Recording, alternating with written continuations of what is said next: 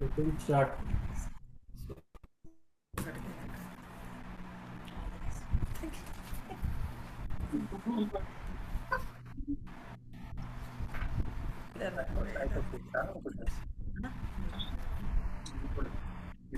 Good afternoon, everyone. Myself Satyam Gupta. A very warm welcome to all the participants joining with us today for this insightful webinar on how to read and research the new Income Tax Act 2025 CAI.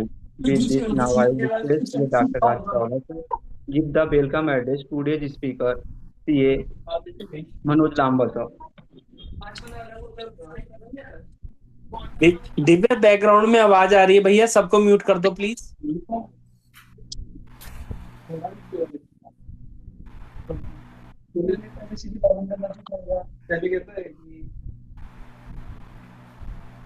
Thank you, Satyam. Good afternoon, everyone.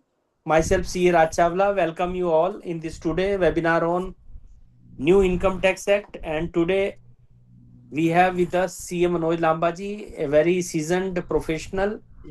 He will discuss how to read and research the New Income Tax Act 2025 using Car Setu AI now, and he will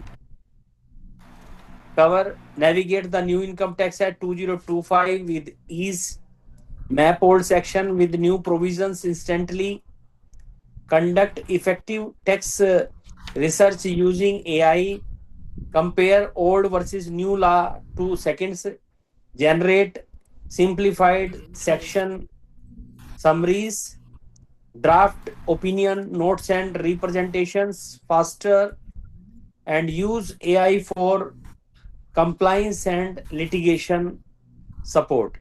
And friends, I want to request all of you, because you will have many queries regarding this today our webinar. So I will request, if you want to ask any of your query, you can ask our faculty directly, because our Zoom connection allow every attendee to discuss the query directly with the speaker.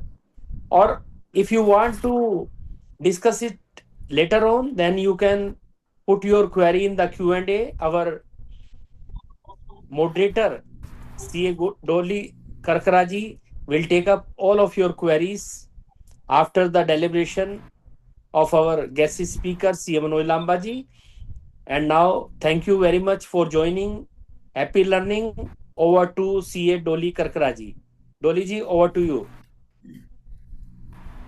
Thank you, sir. Thank you, sir. I, CA Dolly Pandya, moderator of today's session, welcomes our today's eminent speaker, CA Manoj Lamba sir, and our organizer of this session, CA Dr. Raj Chawla ji. In today's webinar on research on the research of the new Income Tax Act 2025 using लेकिन जो hard copy है या scan copy है ही नहीं, दो चार के solution तो आते जाते हमें दिए हैं। फिर अपडेट चल रहा है तो दो तीन before starting before inviting you to start this session, I would like to introduce Mr. CA Manoj Lamba sir with his brief introduction. CA Manoj Lamba sir is a seasoned chartered accountant renowned for his extensive expertise in auditing, income tax and company law. Accumulated over a prolific career spanning 25 years, his dedication to nurturing startups and MSME businesses is evident through his multifaceted roles as a co-founder of BizGyan Private Limited, a distinguished startup recognized by the Government of India and a registered mentor on the Startup India Government Portal. Manoj sir actively engaged in guiding startups. Beyond his professional pursuits, Manoj sir passionately imparts tax awareness through his widely followed YouTube channels Tax Ki Pathshala, aimed at enlightening his peers and the broader society. Manoj sir has also appeared on various financial and money TV channels like Aaj Tak, Money 9, where he regularly contributes to tax related discussions. He has delivered his insights and shows like Tax Ki Baat, Aapke Saath and Kar Varta, Hindi tax shows aimed at disseminating the tax related knowledge to the masses. Additionally, he has contributed articles to various tax awareness platforms and newspapers such as Tax Information, Tax Guru, CA Sansar, and CA Club India. His latest contribution is Revenue Rebound, a guide for MSME payment recovery. Serves as a comprehensive handbook for MSMEs navigating the complexities of payment recovery. With this, sir, I would like to please invite you for starting your deliberation, sir. Thank you, sir. Good evening, everyone present here. Before I start, please tell me whether I am properly audible. My voice is coming properly? Yes, sir. Okay, thank you. So first of all, I convey my sincere thanks to CA Dr. Raj Chawla ji, my big brother, Ma'am CA Dolly Deep ji, and other panelists for giving me an opportunity to share my views on a very, very important topic, you can say, of New Income Tax Act 2025. Friends, as you know, कि अब ये income tax act 2025 आ चुका है, applicable हो चुका है, functioning start हो चुकी है. All section, all rules, all forms are live now. Before I start deliberating on the topic, which is especially designed for today, कि how to use this AI tool Kar Setu for your tax research and practice, I want to tell little about this new act. This new act, some people are saying कि this new act is old wine in new bottle. Is it true? सभी लोग कह रहे हैं कि ये old wine है, केवल बोतल बदली गई है. कितने लोग इस बात से सहमत हैं? Yes or no? Ma'am is saying yes. But it is not completely true, ma'am. The government is saying like that, but when you read the law, the so many changes has made in the language which will create in the future date so much interpretations issue, so much litigation in the times to come you have to face, and so much changes has been made in this act. The biggest change of this law is there is no concept of previous year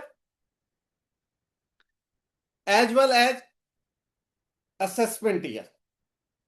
Previous year and assessment year are no more now. There is only a new concept of tax year is there. There is only a concept of tax year is there. तो पहली चीज assessment year, previous year अब आपको देखने को नहीं मिलेंगे, tax year मिलेगा.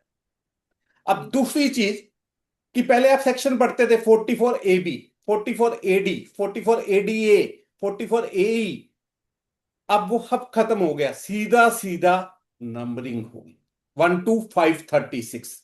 The new act has 536 sections. Earlier law was more than 800 sections. The new law is only 536 section, which is serial numbered from 1 to 536. The second thing is clear. Third thing, there are lot of proviso. There is lot of explanations below the every section in the old law. But in the new act, there is no explanation. There is no proviso at all. All these are merged into a smart tables. Third thing, fourth things rather, that there is no certain terms in the law.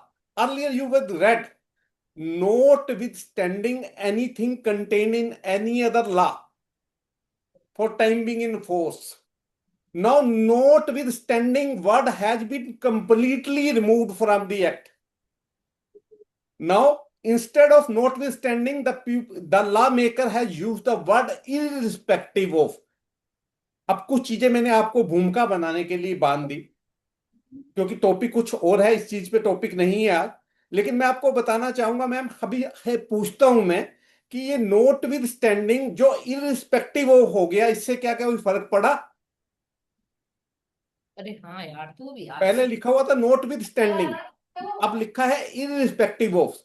हबी से मेरा आग्रह है कि वो participate करे। क्या इससे कुछ फर्क पड़ा? सिमिलरली अगर प्रोविजो और एक्सप्लेनेशन खत्म हो गए तो क्या कुछ फर्क पड़ा? सर सिंप्लीफाई हो गया। सिंप्लीफाई हो गया या लिटिगेशन और क्रिएट कर दी? नोट विद स्टैंडिंग का जो डिक्शनरी मीनिंग था, लीगल डिक्शनरी मीनिंग, क्या वर्ड इररिस्पेक्टिव ऑफ का भी मीनिंग वही है? मेरा क्वेश्चन ये है, क्या एक वर्ड कल को लीगल परिभाषा को नहीं बदलेगा? नोट विद स्टैंडिंग कहता था कि इस एक्ट में अगर कुछ कहा गया है तो उसे भूल जाइए। एक मिनट। इररिस्पेक्टिव ऑफ का मतलब है कहीं भी कुछ कहा गया है उसे भूल जाइए। Wider than note with standing. Similarly proviso क्या आती थी? प्रोविजो सेक्शन के स्कोप को नहीं बढ़ाती थी मैडम, एक्सप्लेनेशन सेक्शन के स्कोप को नहीं बढ़ाती थी। लेकिन अब जब सेक्शन ही बढ़ गया तो सेक्शन वाइडर हो गया। Proviso and explanation are giving the guidance to the users, to the readers, कि what this section exactly meant for. और कोई चीज उसमें क्लियर नहीं है तो उसे क्लैरिफाई करने के लिए क्लैरिफिकेशंस आती थी, एक्सप्लेनेशन आती थी, प्रोविजो आती थी। जब ये प्रोविजो, ये एक्सप्लेनेशन और ये सारी इंटरप्रिटेशंस और ये सारे जो मैं कहना चाह रहा हूं आपके सेक्शन में ही मर्ज हो गए मैम, तो अब ये सब्सटेंटिव लॉ बन गया। पहले प्रोसीजरल लॉ था, तो लॉ को और स्ट्रॉन्ग किया गया या कम किया गया? Similarly, in the chapter of search and seizure, drastically changes has been made to cover this DPDP Act, and all the assets are virtual asset now. Even your WhatsApp message can be the base of search. और आज एक बात बड़े confidence से मैं यहां पे कह रहा हूं कि अब 148 करना मैडम मुश्किल होगा, सर्च करनी आसान होगी। Search is easier than 148 now. और बड़ी कॉन्फिडेंस से बात कह रहा हूं क्योंकि सर्च एक ऐसा प्रोविजन है जो बड़ा ही खतरनाक प्रोविजन है एक अधिनियम में। और अगर सर्च करनी इतनी आसान हो जाएंगी और तो इसका इंपैक्ट क्या आएगा? ये सारी चीजें देखने के लिए, ये सारी चीजें समझने के लिए आपको देखना पड़ेगा। तो ये चीजें खाली मैंने इसलिए बताई कि नया लाभ बहुत चेंजेस लेके आ रहा है, जिसे हर चार्टर्ड अकाउंटेंट को, हर टैक्स एडवाइजर को, हर एडवोकेट को, हर इनकम टैक्स प्रोफेशनल को बड़े ध्यान से एक नए ढंग से पढ़ना पड़ेगा। अब हमारे कर की समस्याएं क्या है? हम चार्टर्ड अकाउंटेंट की समस्याएं क्या है मैडम? 139 सेक्शन अगर मैं कहूं तो किसका सेक्शन था मैम? Return of income. अब 139 नया क्या हो गया? पता नहीं। मैं उससे फ्री 80C होता पुराना हूँ, फिर आपसे सेक्शन था, बात करता। ठीक नया है, क्या हो गया? पता नहीं। 44AB पुराना सेक्शन था, नया क्या हो गया? याद करने बड़ी मुश्किल में, तो 61 साल में हमें याद हुए थे, 65 साल में। अब नए से फिर सीरियल नंबरिंग याद कीजिए। आज मैं कहूं कि 44AB सेक्शन बदल के ये हो गया है, या 139(263) हो गया है, 132(247) हो गया है, सर्च 132 वाली 247 हो गई है। तो इसके लिए पढ़ना पड़ेगा, किताब खोलनी पड़ेगी, जो आज के टाइम में हम इतने ज्यादा बिजी हैं कि पहले ही समय नहीं है। पहले लाभ बड़ी मुश्किल से समझ आया था कि ये बात एक्सप्लेनेशन में लिखी है, प्रोविजो में लिखी है, आप कहीं टेबल में मर्ज कर दी, कहीं सेक्शन में मर्ज कर दी, तो अगेन दिक्कत। सेम 44AB में ऑडिट करते थे आप, फॉर्म किस पे रिपोर्ट देते थे? 3CB 3CD। अब मैम ये 3CB 3CD क्या हो गया? फॉर्म 26 हो गया। अगेन पढ़ना पड़ेगा। 15G 15H क्या हो गया? पता नहीं। 24Q क्या हो गया? पता नहीं। 26Q क्या हो गया? पता नहीं। 27Q क्या हो गया? पता नहीं। 27EQ क्या हो गया? पता नहीं। इसी तरह से अगर रूल्स की बात करूं, रूल 6DD बड़ा फेमस रूल था।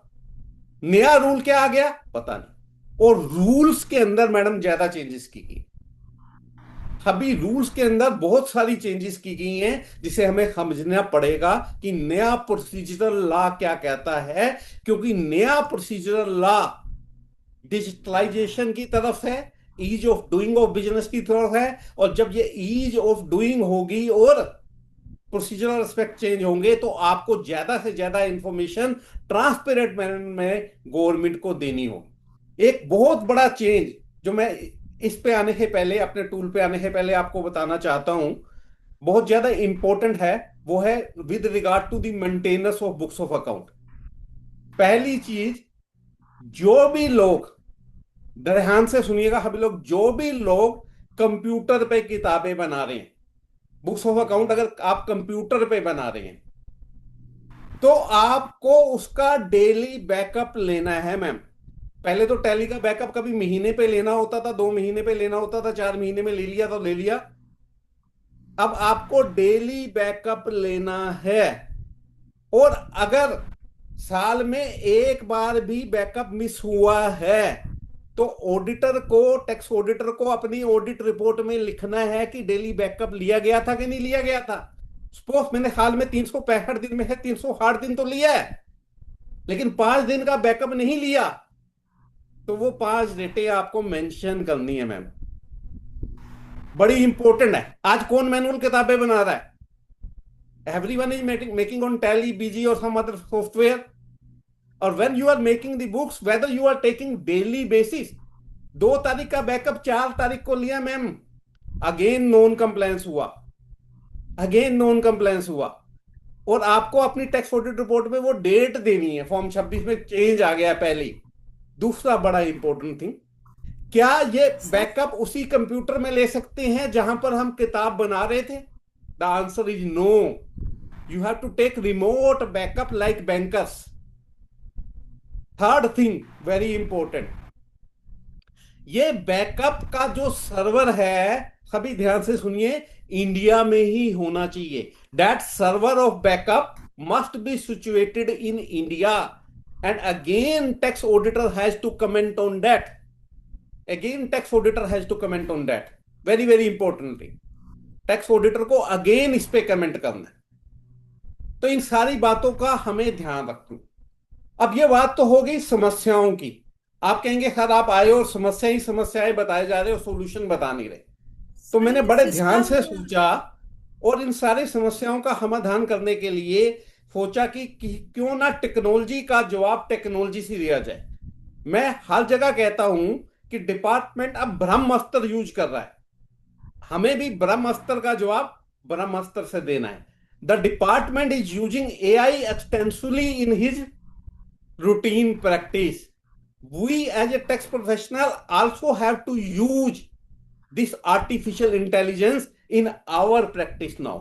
Without use of AI, ma'am, CA cannot do practice now. It is a bitter words. Any chartered accountant, even he is a senior chartered accountant, having a chartered accountant having a in-depth knowledge of law, cannot do practice now if he is not using the AI effectively in the practice. बड़े बड़े CA ये खत्म कर सकती है अगर आपने इसे अपनी प्रैक्टिस में अच्छे से यूज नहीं किया।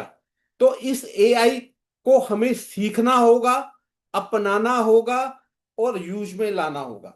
अब मेरा आपसे रिक्वेस्ट है कि मैं अपनी स्क्रीन शेयर कर रहा हूं और आपको कुछ डेमोस्ट्रेट करूंगा। 1 मिनट में पहले शेयर कर लूं अपनी स्क्रीन और आप मेरे को बताइएगा कि स्क्रीन शेयर होगी या कि नहीं होगी।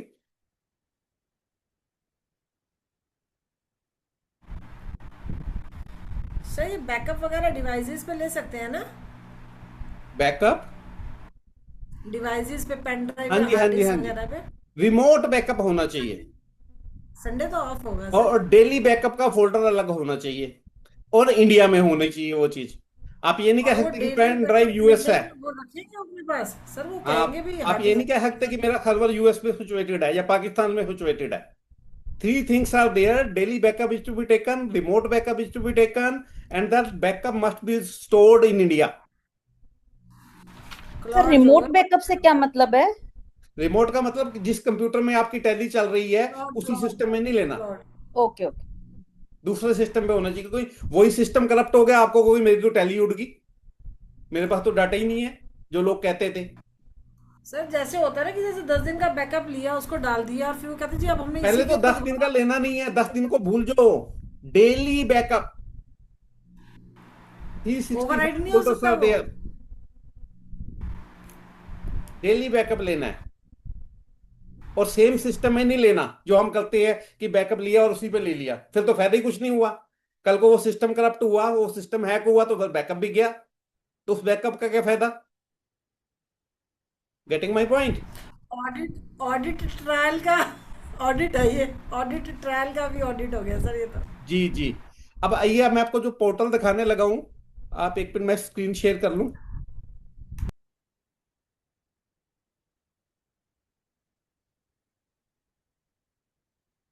आप स्क्रीन पे देख पा रहे हैं ये मेरा टूल? सभी लोगों है मेरी रिक्वेस्ट कि आप ये ओपन कर लीजिए। आप द टूल नेम इज कर सेतु, KARSETU। मैं चैट बॉक्स पे भी डाल रहा हूं।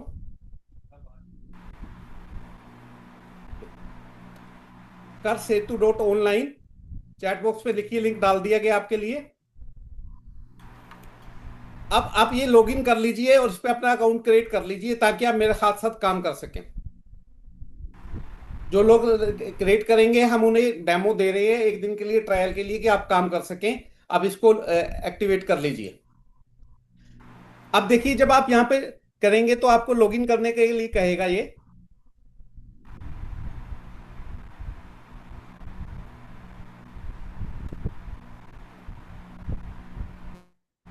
When you log in, तो this kind of screen is appear before you। Ma'am screen दिख रही है ठीक से?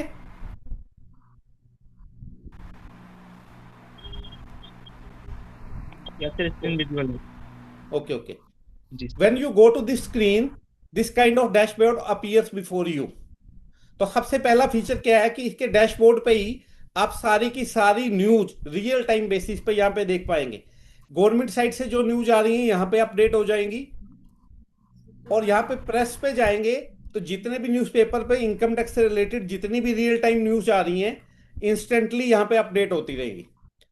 इनकम टैक्स से रिलेटेड जो भी नए डिसीजन आए, जो भी नया न्यूज आई, यहाँ पे अपडेट होती रहेगी, यहाँ से देख पाएंगे। और नीचे देखिए आप, daily judgment 5 powered by Lex GPT. ये डेली 5 जजमेंट पूरे इंडिया के आईटीटी है जो आ रही हैं, हाई कोर्ट सुप्रीम कोर्ट में है, 5 land bank judgment daily basis पे आपको मिलेंगे अपडेटेड। यहाँ पे यहीं से आप पढ़ सकते हैं, यहीं से आप डाउनलोड कर सकते हैं, यहीं से आप एनालिसिस कर सकते हैं। तो पहला डैशबोर्ड के बाद आगे बढ़ते हैं। सबसे पहले मैं आपको दिखाऊंगा सेक्शन सेतु। कम टू दिस सेक्शन सेतु। अब मैम यहां पे हमें करना क्या है, आप इनकम टैक्स एक्ट 1961 पे गए से आपको जानना है कि सेक्शन 139 क्या हो गया। तो आपने लिखा सेक्शन 139, यहां पे सिलेक्ट किया। यहां पे देखिए, या 139 आ गया या 263 आ गया। आपको एक स्क्रीन पे ही कंपैरिजन मिल रहा है कि ये सेक्शन 139 था, 263 आ गया है। आपको दो दो रैकनर रखने की जरूरत नहीं, दो दो रैकनर खरीदने की जरूरत नहीं। जो सेक्शन पढ़ना है डायरेक्ट टू सेक्शन पे जाओ, वहां पे डालो और ओपन हो जाएगा। अब यहां पे आप नीचे जाइए,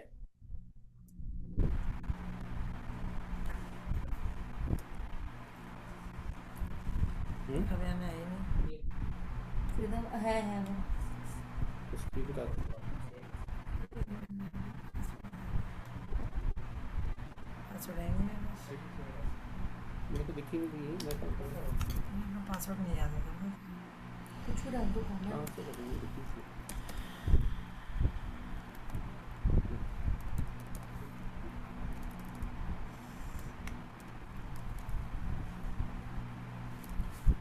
तो when you see this screen, on the lower side you see the tab English Hindi, download comparison PDF, download Word, generate professional commentary, generate ready reckoner, smart research, one click compendium। तो आप सबसे पहले जो है 139 263 दिखाया, जैसे ही आप यहाँ पे डाउनलोड कंपैरिजन वर्ड पे क्लिक कीजिए,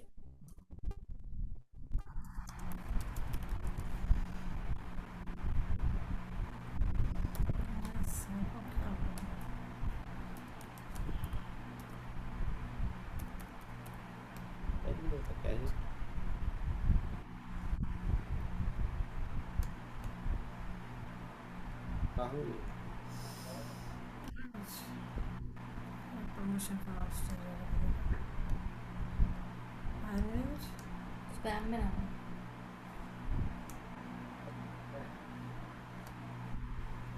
एक बार स्पैम में चेक करना।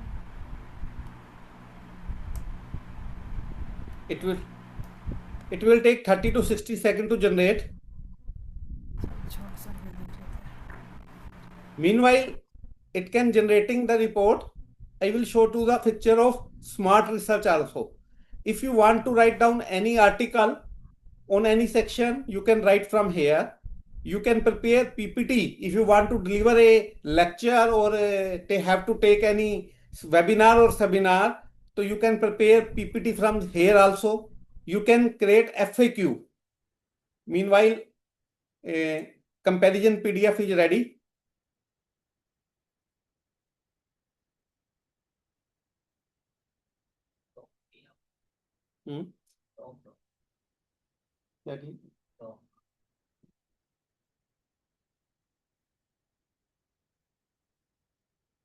Meanwhile, it is opening.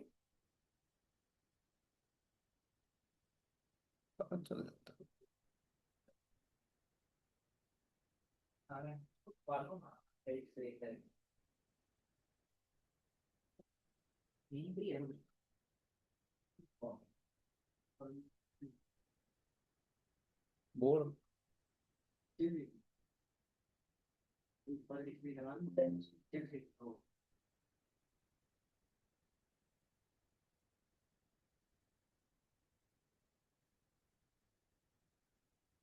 Here you can see the comparison. Section 139, return of income, 263, return of income. And see here, comparison, Income Tax Act 1939, 139. Complete section is there. Then Income Tax Act 2025, Section 263 is there. And then AI Deep Comparative Analysis is there. Executive summary is there. Side-by-side comparison table is there. Verbatim textual difference is there. And then it is showing you the changes. What is the language in old law? What is the language in new law? How you can analyze phrase by phrase analysis of threshold calculation. Then consolidation of provision, changes in terminologies and deadline. Then substantive versus cosmetic changes. Then government intent why this change is there. Then what is the impact on taxpayer? What is the tax impact on individual and HUF of this change? What is the impact of firms and LLP? What are the impact on non-resident? What are the impact on trust? What are the impact on startup and an MSME? And what are the key action points for the professional? All in a single report. All this in a single report.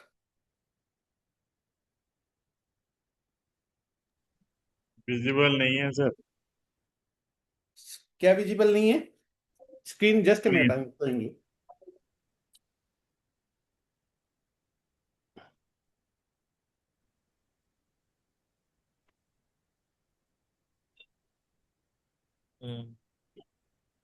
करना पड़ेगा। देखोगे ना meeting ID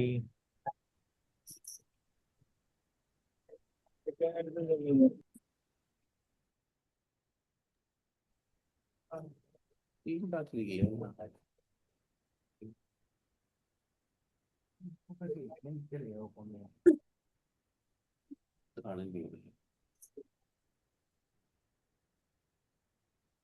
photo गायब करते हैं। Email ID sign in पे ही होगा विफल ज्ञानी लिखा है ना। हाँ ईमेल का पासवर्ड पता नहीं है आपको? हाँ पासवर्ड नहीं याद मुझे।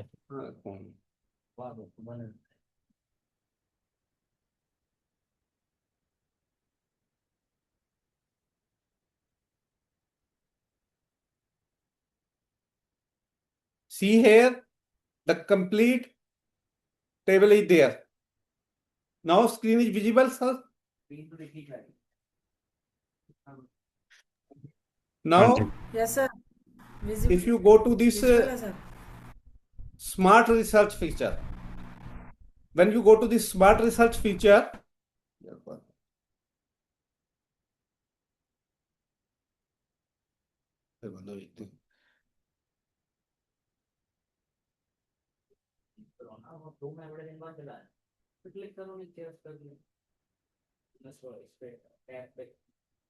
कहाँ पर इस पे गूगल क्रोम पे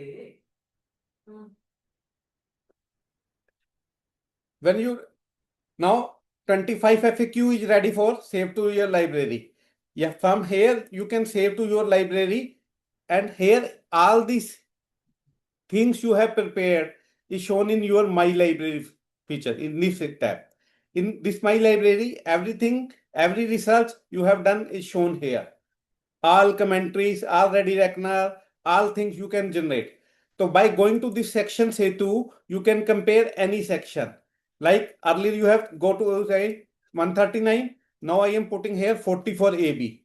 When I click on 44 AB, it will show new 44 AB is become 58 now, or mean total comparison is there. And next function is Niyam and Patra Setu. Here you can view all the income tax Niyam rules. All the income tax rule 9061 is available. You can compare it. You can download the PDF. So all the rules are there. Yes, you have to select the rule. If you want to read rule 5 is on your screen. If you want to read rule 12 is on your screen. Same way form is here. If you want to see form number 3 CD or form 26 is there, form 26 is there. You can download PDF directly from here. So all views, rules and forms you can view from here. The total PDF you can download from here. Then compare 9062 to 2026. Here you can do the wonder again. Suppose here I have selected form number 3 CD. So automatically it will show the old form is 3 CD, the new form is 26, and you can download the both. You can download the both forms, and then you can compare it. You can generate AI analysis. If I click on this button, generate AI analysis, it will generate the total comparison of both the form. What is in the old form, what is in the new form. पुराने form में क्या था, नए form क्या था, ये 1 minute में आपके हमने कंप्लीट एनालिसिस दे देगा, और आप इसे लाइब्रेरी में सेव भी कर सकते हैं और पीडीएफ जनरेट भी कर सकते हैं. तो it is in that way you can compare from 9062 to 2026, even 2026 to 9062. You can compare all section, you can compare all rules, you can compare all forms. Besides that, not only you can compare, you can generate ready reckoner, you can write article, you can generate commentary, you can generate comparison, you can generate PPT, you can generate FAQ, you can generate practical case study, everything you can generate from here. Then another very important feature is compliance calendar. Here you can see all the deadlines filing within the 7 days on which you can work. Not only it is showing you the all the deadlines, it also create a poster for you with your detail. When you click on this button, it will create a poster, like it is creating a poster for my firm, Lamba Business Advisory Services LLP, Manoj Lamba, and I can share this poster with my clients. If this due date is filing, please prepare for compliance. So all the deadlines are there. Form 16 date, it is showing you is 15th June, 16A, 15 June, advance tax is 15 June. So for I want to create a poster on advance tax, it is already prepared for you. From here, you can create, change, or generate. So here, compliance feature. You can want to see the TDS deadlines. You can see from here, TCS from here, advance tax here, ITR here, audit here, international taxation here, SFTA here, trust and charity here, acquisition here. Same way, you can show the complete also. All. When you click on all, So it will show you the all. Now another beautiful feature we have launched in TDS TCS Setu. Setu means bridge. Now we have to create a bridge between the provisions of Income Tax Act 1961 and Income Tax Act 2025. तो सबसे पहले हमारे ऊपर TDS का impact पड़ रहा था, तो टीडीएस के फॉर्म लोगों को समझ नहीं आ रहे थे, दिक्कतें आ रही थी, तो उसके लिए हमने ये टीडीएस टीसीएस सेतु बना दिया। डैशबोर्ड पे ही आप देखेंगे तो आपको टीडीएस टीसीएस के सारे नए फॉर्म मिल रहे हैं। टीडीएस टीसीएस स्टेटमेंट 24 क्यू क्या हो गया, 138 हो गया। 26 क्यू क्या हो गया, 140 हो गया। 27 क्यू क्या हो गया, 144 हो गया। 27 ई क्यू हो गया 143। रूल फॉर्म 24G क्या हो गया, 137 हो गया। Old form as for new form same है। all the TDS TCS certificate form 16 is now form 130, form 16A is 131, form 16B 132, form 27D 130, all TDS TCS certificate, then all new challans, then all compliance calendar of TDS TCS and this 24G, then all self declaration. Or if you are not making the compliance, what can be the consequences, what can be the interest, what can be the late fees, what can be the penalty, what can be the disallowance. Just on a single screen you can see the complete view. Then you can see the rate chart, complete new chart is there, complete TDS chart is there for your comparison. Here you can study fastly the old law as well as the new law. Then you can see all the sections of the TDS TCS, like section with regard to salary and employer withholding, interest, securities and dividend, winning lotteries and online game, contact commission, professional fees, rent, property and real tax, business receipt and cash withdrawal, specified receipt, non-resident payment, TCS, everything you can see on the screen just with a click of mouse. In the same manner, you can see all the forms, quarterly returns, TDS, TCS, all returns you can see here. Periodic statement, TDS certificate, challan forms, then declarations, then application, then relief and adjustment. And all you can see here with regard to TDS. This is the form number, old form number. This is the new form number. When you click on this compare AI button, it will create comparison for you just in a second. Just in a second. All TDS related forms are here. And you can create the comparison and do the research. Similarly, all the TDS rules are there. Click on any one, you can create the total comparison. So this is the TDS Setu functionality. Then there is a due date table. Here all the due dates with regard to the TDS with rules, compliance, form, everything, consequency. Like go to this. Quarterly TDS return quarter 4. Which form is to be filled? Rule 219 talks about that. Earlier Rule 31 talks about that. Form 24Q, 26Q, 27Q. Earlier section was 200 subsection 3. What are the forms under the old act? What is the form under new act? And what can be the consequences if return is late filed? 200 per the penalty there. So what is the due date of this return? Everything is here. So everything is presented in a beautiful manner for you. Not only this, we have created so many calculators for you. Like someone comes to you, some employees come to you, ki, my salary is 12,85,000. How much monthly tax is to be deducted? Just with a click of mouse, you can tell him 867 per month is to be deducted. When you put salary here, like 18,15,000, it is say 13,433 रुपए हर महीने कटेंगे। आपने 35 लाख डाला, कुछ भी नहीं करना, salary की फिगर डालनी है, सारा कुछ आपके लिए कैलकुलेट हुआ है। Similarly, non-salary calculator is there. Here select the section. Post contractor सब कॉन्ट्रैक्टर की पेमेंट है, 1 लाख रुपए की पेमेंट है, टीडीएस पैन नंबर नहीं दिया तो 20% कटना है 20,000, ये आपको बता देगा। From drop down box just select any section, it will tell you the tax. So simple.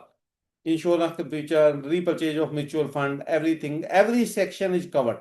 Then if you want to collect the tax on property or rent, select here sale of immovable property.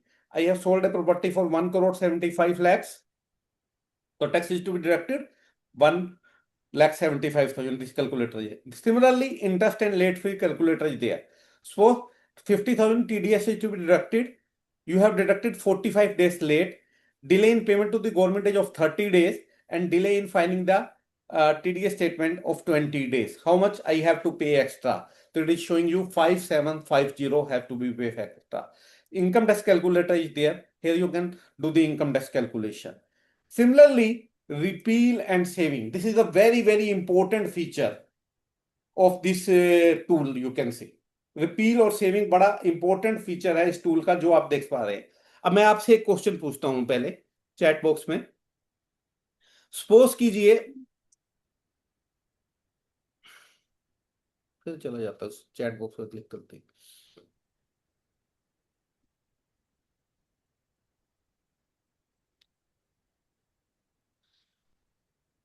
Please listen me. Suppose कीजिए आज मेरे को assessment 23-24 का, assessment year 23-24 का 148 का notice आना है, और वो नोटिस आज मेरे को 10/6/25 में आना है.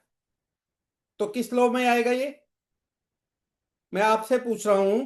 सपोज कीजिए आपका 148 का असेसमेंट ईयर 23-24 का केस लगना है, और आपको आज 10/6/25 में कोई नोटिस आया है.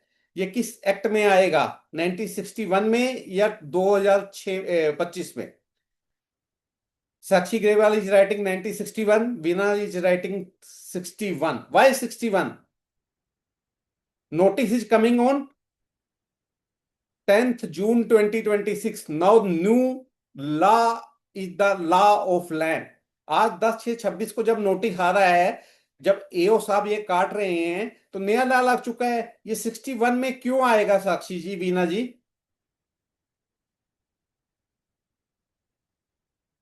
कहां लिखा है ये? Yes, everybody participate it. अभी से रिक्वेस्ट की पार्टिसिपेट करें. दोबारा बता रहा हूं, मेरे को असेसमेंट ईयर 23-24 का 148 का नोटिस आना है. ये नोटिस किस कानून में आएगा?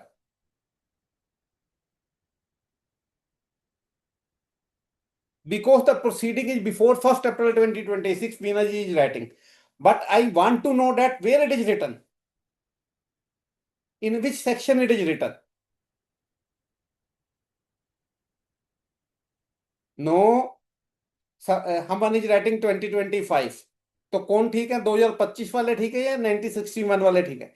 सेम वे में मैंने ओल्ड टैक्स रिजीम को ऑप्ट कराया है. अब नया टैक्स रिजीम मैं ऑप्ट करना चाहता हूं नए कानून में. क्या मेरे को कोई फॉर्म भरना है?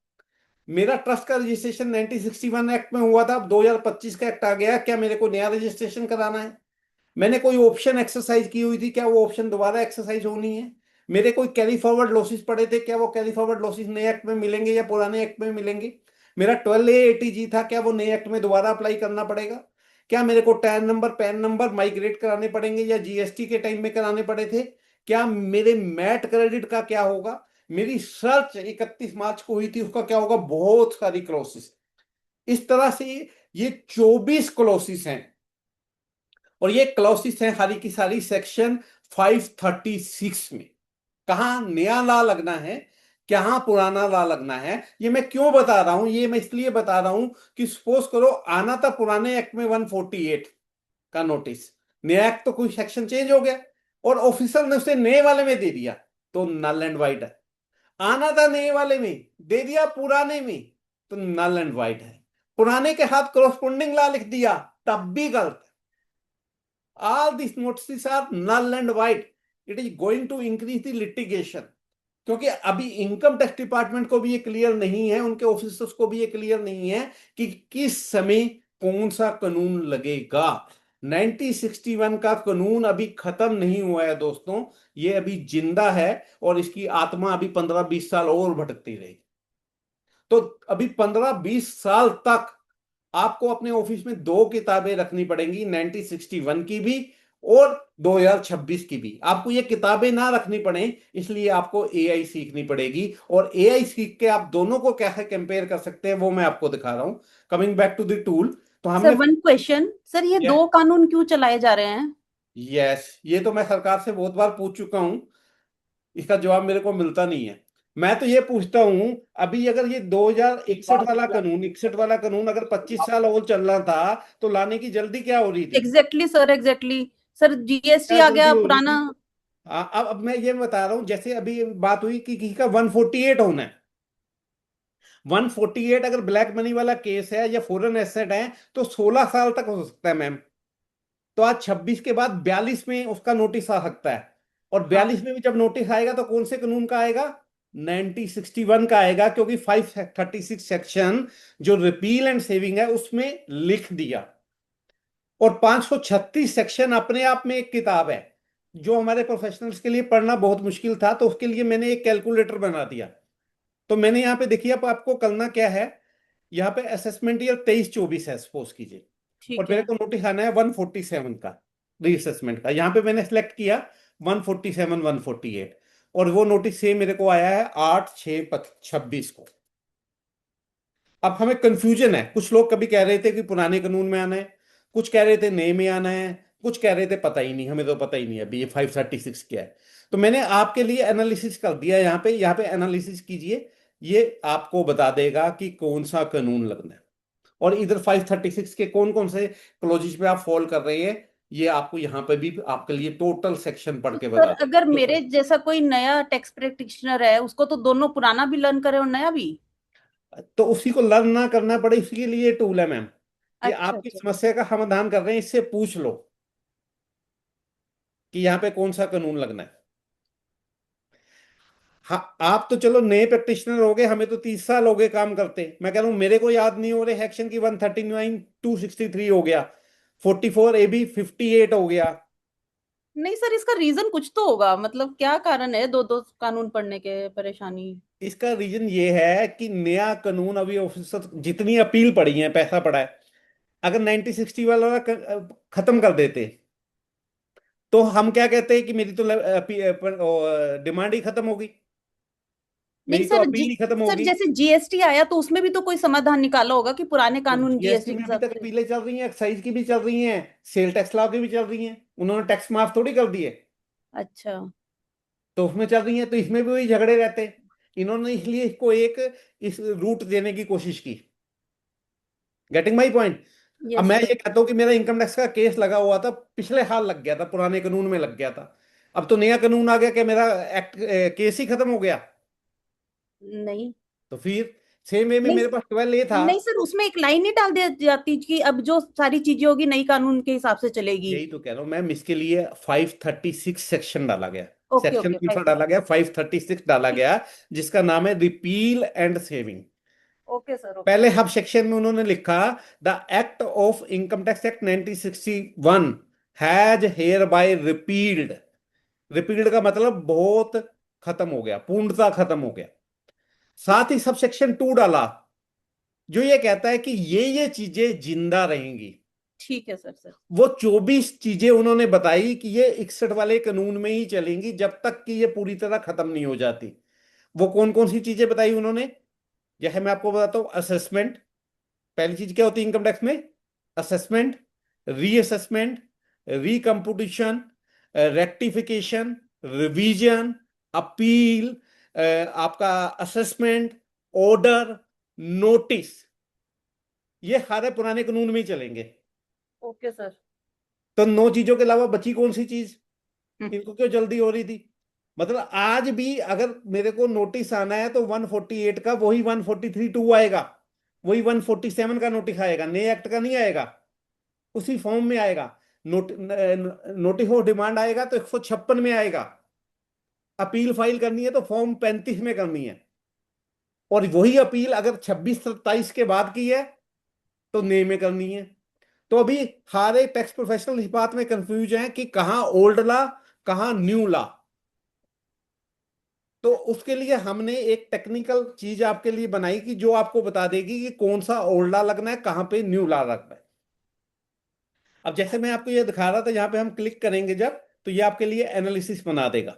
जैसे मेरे वाले केस में ये पूरा एनालिसिस उसने बना दिया कि कौन सा लॉ लगना है, और यहाँ से आप PDF इसकी डाउनलोड कर लें। कोई भी क्वेश्चन है इससे पूछिए और यहां से डाउनलोड कर लीजिए। ठीक है सर।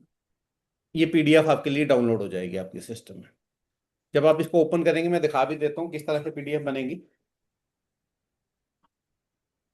ये देखिए, ये पीडीएफ आपके लिए रेडी है। स्टेटस क्या बता रहा है? सेव्ड। सेव्ड मींस जहां पुराना लार लगना है। Getting my point? Yes sir. सभी को क्लियर? तो इस तरह से आप यहां से पढ़ सकते हैं कहां पर आपको, अब अगर नोटिस 61 वाले कानून में आया तो आपको जवाब भी 61 वाले कानून के प्रोविजन अकॉर्डिंगली देना है। नोटिस 2026 में आया तो उसका जवाब भी 2026 वाले कानून में देना है। Getting my point? तो ये वाला टूल आपकी हेल्प करेगा कि आपको जवाब किस एक्ट के अकॉर्डिंगली देना है। Is it clear? Is it clear to everyone? Yes और no? Yes sir, yes sir. Okay. अब जो भी आप काम कर रहे हैं, जो भी आप यहां से ओपिनियन लेंगे, ये माई रीअपील ओपिनियंस में आपकी सेव्ड होती जाएंगी ऑटोमेटिकली। आपको बार बार मेहनत करने की जरूरत नहीं है। आपने 4 बार कोई सवाल पूछा तो उसका जो इसने जवाब दिया वो वहां पर सेव हो जाएगा आपकी माई रिपील ओपिनियंस में। Then notification analyser, this is the very good feature of this tool. कोई भी नया नोटिफिकेशन आया मैम, तो आपने क्या करना है, उस नोटिफिकेशन की लैंग्वेज समझ नहीं आती, बड़ी कॉम्प्लिकेटेड होती है। आपने क्या करना है, वो नोटिफिकेशन यहां पे अपलोड करना है, बाकी काम एआई करेगा। आपकी टाइम बचे इसलिए मैंने 2 कर रखे हैं, एक मैं आपको ओपन करके दिखा रहा हूं। ये नोटिफिकेशन आया अभी डिन के ऊपर, यह भी बजट में चेंज आया, और इस चेंज में इन्होंने क्या कर दिया कि कोई भी डॉक्यूमेंट, पहले क्या था कि हमारी फाइनेंस मिनिस्टर साहिबा ने कहा था कि 1 अप्रैल 18 के बाद, आई थिंक 1 अक्टूबर 19 के बाद, सॉरी 1 अक्टूबर 19 के बाद अगर कोई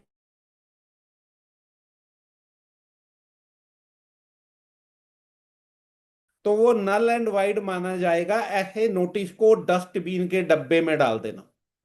क्या बोला था मैम? डस्टबिन के डब्बे में डाल देना, ये फाइनेंस मिनिस्टर साहिबा ने बोला था। आज इन्हें याद आया कि गलती होगी।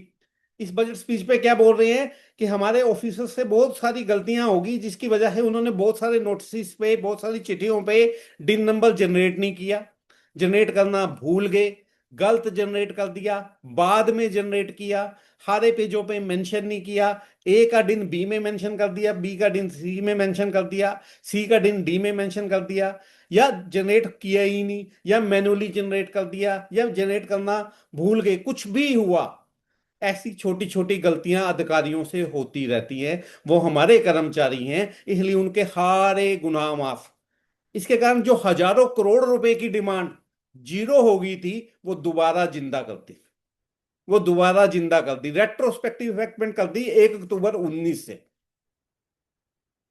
अब उसके बाद क्या हुआ, ये दिन के ऊपर पंगा ये पड़ गया कि जो सर्कुलर आया था वो जिंदा था। अब ये 31 मार्च 26 को वो सर्कुलर लेके आ गए। अब सर्कुलर की लैंग्वेज इतनी कॉम्प्लिकेटेड होती है, नोटिफिकेशन की लैंग्वेज इतनी कॉम्प्लिकेटेड होती है कि समझना मुश्किल है। तो मैंने, आपने क्या करना है, यहां पर ये नोटिफिकेशन की कॉपी लगाओ, अपलोड करो, analyse and save to library करो। आपके लिए एनालिसिस रेडी जो है आपकी स्क्रीन पे आ रहा है। एग्जीक्यूटिव समरी क्या है, ये डॉक्यूमेंट आइडेंटिफिकेशन क्या है, ये सर्कुलर है, इसका नंबर 4/2026 है, 31/3/26 को आया है, सीबीडीटी ने इशू किया है, और ये डीन से रिलेटेड है। ये सब्जेक्ट और स्कोप की बात करता है, ये स्टैट्यूटरी एंकर्स की बात करता है, ये की प्रोविजंस क्या हैं, इसमें क्या चेंज हुआ है, पुराने वाले से क्या डिलीट किया है, नया क्या इंसर्ट हुआ है, और क्या बिल्कुल नया सब्स्टिट्यूट किया गया है, किस डेट से इफेक्टिव होगा, कौन कौन लोग इससे प्रभावित होंगे, क्या क्या एक्शन आपको लेने होंगे, क्या डॉक्यूमेंट इसके लिए तैयार करने होंगे, क्या इंफॉर्मेशन रिक्वायर करनी होगी, क्या क्या रिस्क या पेनल्टीज लग सकती हैं, क्या एफएक्यू हो सकते हैं, और आपकी पर्सनल ओपिनियन क्या है। इतना डिटेल्ड एनालिसिस आपके लिए 1 मिनट से पहले तैयार कर देगा। ये समझ आया है नोटिफिकेशन एनालाइजर किस लिए है? Is it clear to everyone? ये नोटिफिकेशन एक बार थोड़ा रिपीट करेंगे सर शॉर्ट में? हाँ बिल्कुल करता हूं। कोई भी नया इनकम टैक्स का नोटिफिकेशन आ रहा है, कोई भी सर्कुलर आ रहा है, वो हम इस साइट पे डाल देंगे। उसको आप यहाँ डाउनलोड कीजिए, इसको पढ़ना चाहते हैं आप, एनालाइज करना चाहते हैं, इंटरप्रेट करना चाहते हैं, यहाँ पर क्लिक करके अपलोड कर दें।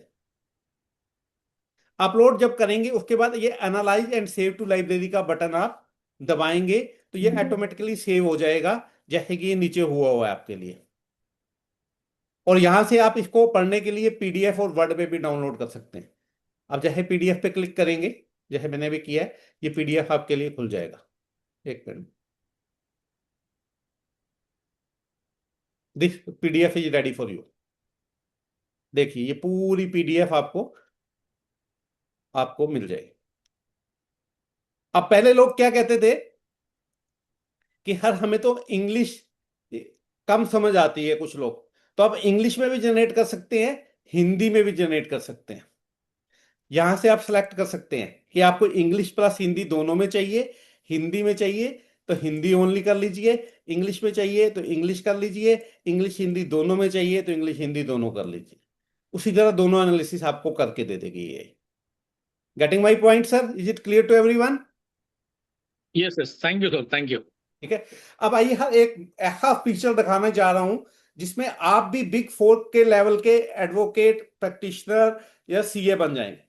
अब आइए लीगल ओपिनियन। यहां पर अब आपकी मैं तवज्जो चाहूंगा। पहले आपके पास कोई क्लाइंट आया जो आके ये कहता है कि भैया मेरे को इस टॉपिक के ऊपर लीगल ओपिनियन चाहिए, तो जनरली पहले आप बहुत मेहनत करते थे, उसे मुंह जुबानी बता देते थे, रिटर्न में कोई ओपिनियन देते थे। Now you are able to create legal opinion in writing so beautifully. तो मैं किसी एक यूजर से रिक्वेस्ट करूंगा कि वो मेरे को टॉपिक बताए कि मेरे को इस चीज के ऊपर लीगल ओपिनियन बनानी है। मैं ऑन दी लाइव अभी आपको बना के दिखाऊंगा। सर 5 मिनट 148 का नोटिस का जवाब कैसे दें? नहीं, 148 तो सिंपल होगा, 148 में इशू क्या है? नॉन रेसिडेंट को जो हम रेमिटेंस जाती है, पहले जो 195 में जाती थी, वो कौन सी कंट्री में है, कौन सा डीटीए है, जब पेमेंट जाती है तो बहुत सारा हमको समझना पड़ता है। उसके लिए क्या उसके लिए हो सकता है? नहीं, आपसे क्लाइंट का क्वेश्चन क्या है, मेरे को इशू बताइए। मान लो यूएसए का क्लाइंट है, हाँ। इंडिया की किसी हमारे क्लाइंट कंपनी को कोई सर्विस देती है, तो उसमें टीडीएस कितना कटेगा, नहीं कटेगा, क्या है वो? आप यहाँ पे मेरे को सब्जेक्ट लिखवाइए। क्या आप कराना चाहते हैं? टैक्सेशन ऑफ नॉन विदाउटिंग टैक्स वाला इशू है। Taxation of non residents in case of No, withholding tax rate for non-resident किस केस में नॉन टैक्स रेट? हाँ जी, किस चीज में किस रेट, किस टॉपिक पे टैक्स रेट चाहिए आपको? वो कोई हमारी टेक्निकल कंसल्टेंसी देता है, हाँ, कोई यही यूएस? पूछ रहा हूँ। Taxation of non resident on technical consultancy fees. Okay, हाँ जी, कंसल्टेंसी देता है वो। यूएस में इंडिविजुअल है, वो वहां का एक इंडिविजुअल बनता है। टू यूएसए, टू यूएसए है ना, to US resident, to US residents. और आपको जानना क्या है? विद होल्डिंग रेट्स, विदाउटिंग रेट जानना है, रेट जानना है, डीटीए जानना है, और ऑब्जेक्ट लॉ जानना है, रिटर्न फाइलिंग जाननी है। ये रिटर्न फाइलिंग नहीं, इसमें रिटर्न कौन सी चलो कोई फाइलिंग? बात नहीं, हम मान लेते एक चीज और डाल देते हैं फालतू। अब मैंने ये टॉपिक दिया, अब आपको क्योंकि इसमें तो समझ में आ रहा है कई कि सिचुएशन बनेगी ना, उसके पास कोई सिचुएशन दे दो सर, एनी नहीं सिचुएशन है। ये क्रिएट करेगा। एक हाँ, मिनट कौन सा क्लॉज लगेगा? एक मिनट पहले इसको सुन लीजिए। अब आप मैंने इन पर क्या लिखा? Consultancy fees to USA resident free, ये मैंने पूरी लाइन लिखी है। Taxation of non resident on technical consultancy fees to US resident withholding rates, DTA, object law, returns filing. और सो यहां पर मैं इसे कहता हूं, ये राम है कोई of Delhi is providing technical consultancy. नहीं, उल्टा हो गया ना, राम ऑफ दिल्ली थोड़ी, यूएस रेसिडेंट जो है वो हमको प्रोवाइड कर रहा है। हाँ, तो हर वहीं आ रहा हूँ। Ram of Delhi client company, consultancy to वो यूएसए। रेसिपिएंट ऑफ सर्विस है, वो तो पेमेंट भेजेगा सर यूएस ये कह रहे हो ना आप?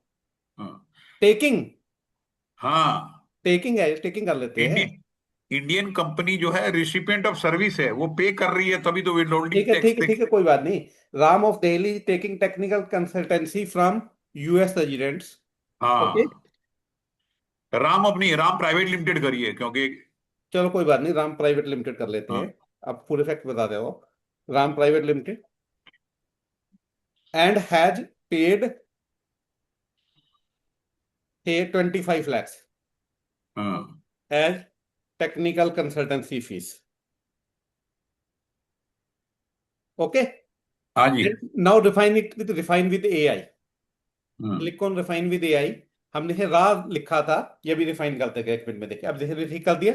राम प्राइवेट लिमिटेड एक company based in Delhi, India, engaged in the services of resident of United States of America for technical consultancy. Pursuant to this engagement, Ram Private Limited paid a technical consultancy fee of 25 lakh to US resident. Okay? या अब issue rest, issue क्या जानना चाहते हैं? With holding rate withholding tax rate हुई situation में को कितना रेट एंड प्रोविजंस हाँ ऑफ DTA प्रोविजन एंड वो अलाउबिलिटी हमको ऑफ टीआरसी एक्सपेंडिचर इन देगा तो इंडिया। अलग रेट है, टीआरसी नहीं कोई बात देगा नहीं, तो अलग रेट है। हाँ कोई बात नहीं, अब एक मिनट इसे दीजिए। अलाउबिलिटी ऑफ एक्सपेंडिचर इन इंडिया, हाँ जी ठीक है सर। कुछ हाँ और जी क्वेश्चन? ठीक है। चलिए अब मैंने रिफाइन करते हैं, 3 ही क्वेश्चन पूछते हैं अभी। रिफाइन विद AI कर दिया सर। अब मैंने यहाँ पे नाम डालना है, यहाँ पे मैंने डाला है राम प्राइवेट लिमिटेड। ये मैटर है असेसमेंट ईयर से 24-25 तक। ओके सर, या अभी का है करंट 25-26 कर लेते हैं। और यहाँ करंट का कर दो, अभी करंट का। करंट का दो 26-27। हाँ 26-27 का अभी करंट में। अब तो जो कोई हो बात नहीं, गया कोई हो बात गया। नहीं।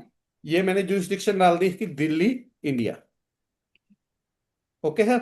अब वो हाँ पूछ जी रहा कौन सा एक्ट रेफर करना है मेरे को, 61 वाला, 25 वाला, या दोनों। मैंने कहा दोनों कर ला अभी। अब इसे कहते, मैंने कोई सेक्शन नहीं दिए, कुछ नहीं बताया। AI को कहते हो सजेस्ट विद AI। AI मेरे को सारे सेक्शन ढूंढ के बताएगी इसके। सर एक थोड़ा सा क्लेरिफिकेशन, आपने यहाँ पर 26-27 असेसमेंट ईयर लिखा है। मानो जी। अगर मुझे करंट फाइनेंशियल ईयर का चाहिए तो how do I get it? मतलब असेसमेंट ईयर हाँ से ही होगा 27 या हमको कैसे? तो 26-27 फाइनेंशियल ईयर। ऊपर लिख दो सर, ऊपर लिख दो, ऊपर बता देगा। यहाँ पे इफेक्ट्स पे लिख दो आप, इस साल की पेमेंट है। तो वहां पे लिखने का ऑप्शन नहीं आ रहा है ना, सर असेसमेंट ईयर यहाँ जहाँ लिखा साल लिख देना ना, पेमेंट मेड, यहाँ पे लिख दो आप, यहाँ लिख दो payment made in 27-28, 26-27 financial year. 26 tax year 26-27। Tax year लिख देते हैं लो। Okay sir. हाँ अब जी इसको दोबारा रिवाइंड कर देते हैं। हाँ जी आने से राम इसका। Okay sir. हेलो वैसे फाइनेंशियल ईयर का भी बना दूंगा कॉलम। हेलो हाँ जी आप अब इसको हाँ जी। सजेस्ट विद AI किया, इसने सेक्शन ले लिया सर। यहाँ पे कौंसल का नाम ब्रेक आप हो रहा है, बताइए आपका सर। आवाज ब्रेक हो रहा है। रमेश जी म्यूट कर लीजिए प्लीज। सर कोई भी कौंसल अपना नाम बताए, कोई किसी का नाम डालना है, उसी के नाम से बनाते हैं। सर मेरा नाम डाल दो। CA डोली डाल दिया हमने, क्वालिफिकेशन FCA डाल दिया, फॉर्म नेम कोई भी डाल दिया, डोली एंड कंपनी डाल दिया। ओके। और कॉम्प्लीमेंट हमने डाल दिया XXX@gmail.com। ओके है। यहाँ पे मैं जनरेट ओपिनियन पे क्लिक करूंगा। अब देखिए,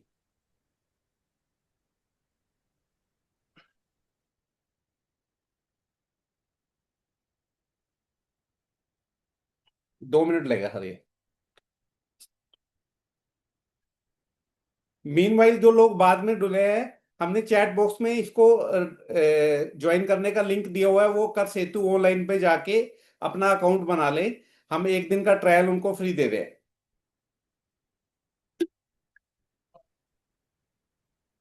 सर इसमें टैक्स ईयर और असेसमेंट ईयर दोनों का ऑप्शन रहेंगे या सिर्फ असेसमेंट ईयर का कल ऑप्शन है दोनों का इसमें? रहेगा, क्योंकि अभी मैंने आपको बताया ना, ओल्ड लॉ भी जिंदा है, न्यू का भी जिंदा है, इसलिए दोनों ही देने पड़ेंगे। सर कोई तो ऐसा आप- सॉल्यूशन है सर, कहीं पे कोई सा नोटिस आया किसी भी सेक्शन के अंडर, वो नोटिस स्कैन करके डाल दे और अब बता वो भी दे? आ रहा हूँ अभी। पहले एक चीज समझ लीजिए। अब देखो यहाँ पर ये मेरी लाइब्रेरी में अपने आप सेव होगी सारी लीगल ओपिनियन जितनी बनाई है।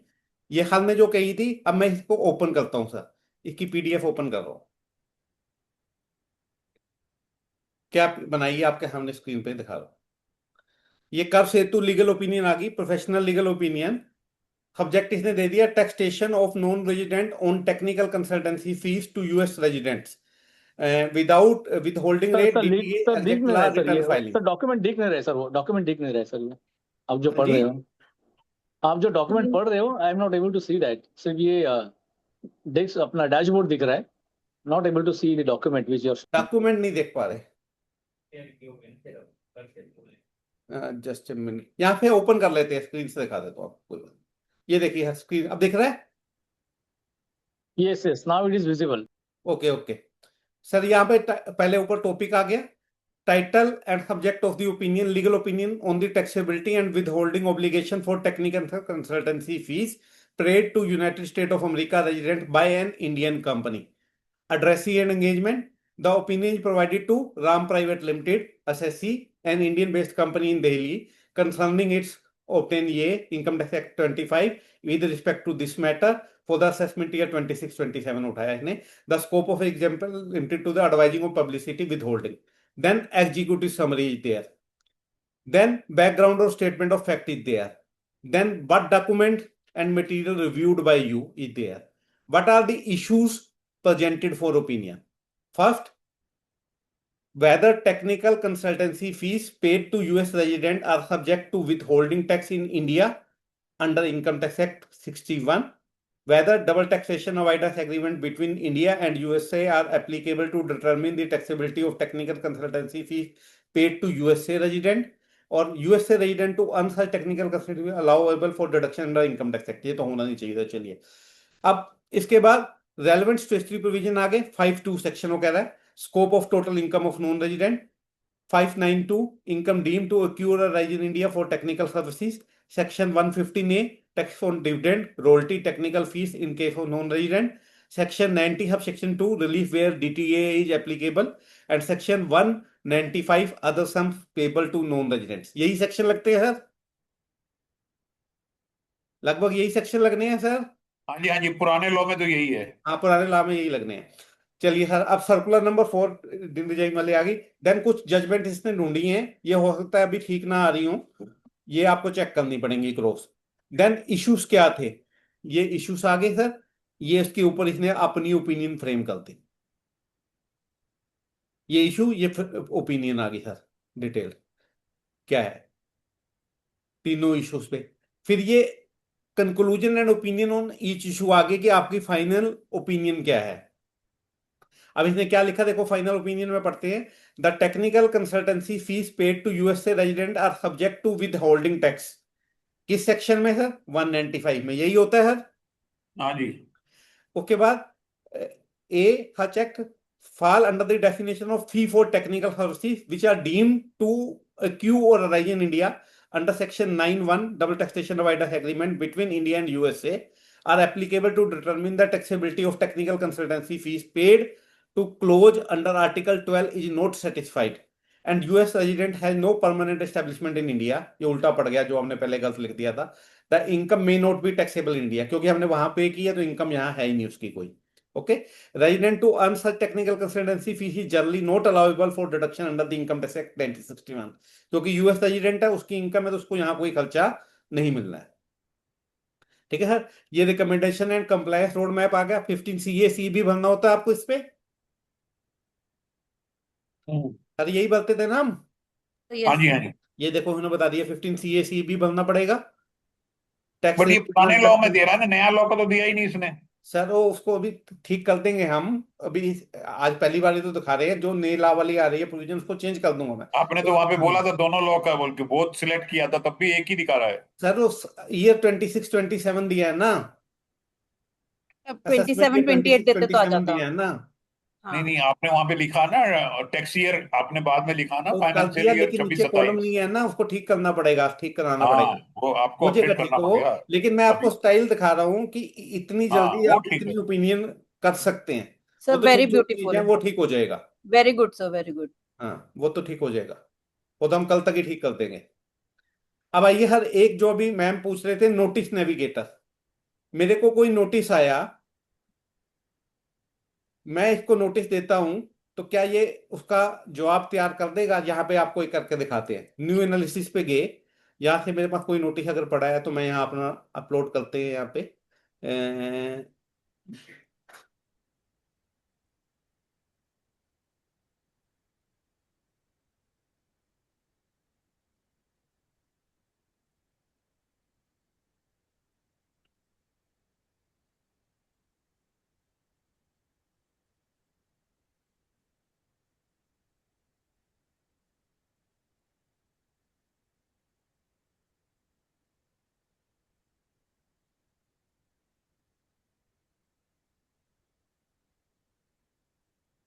बैक कहाँ जा रहा है? बैक वाला बटन कहाँ गायब होता है? Just a minute, just a minute. हाँ सर, आराम से।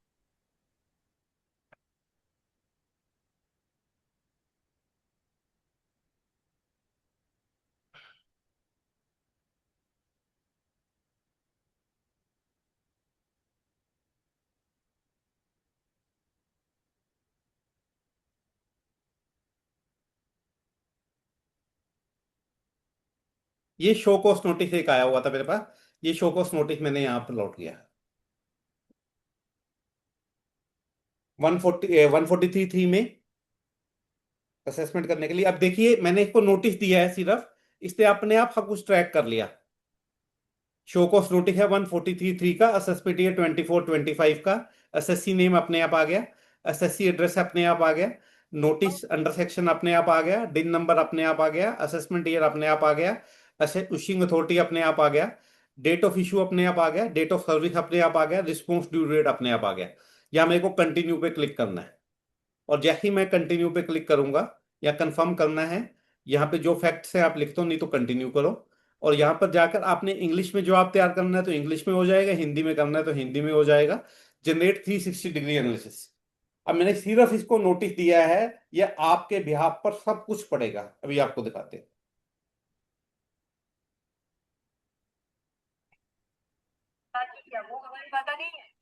सर ये फीचर्स बहुत अच्छा है, वेरी नाइस है।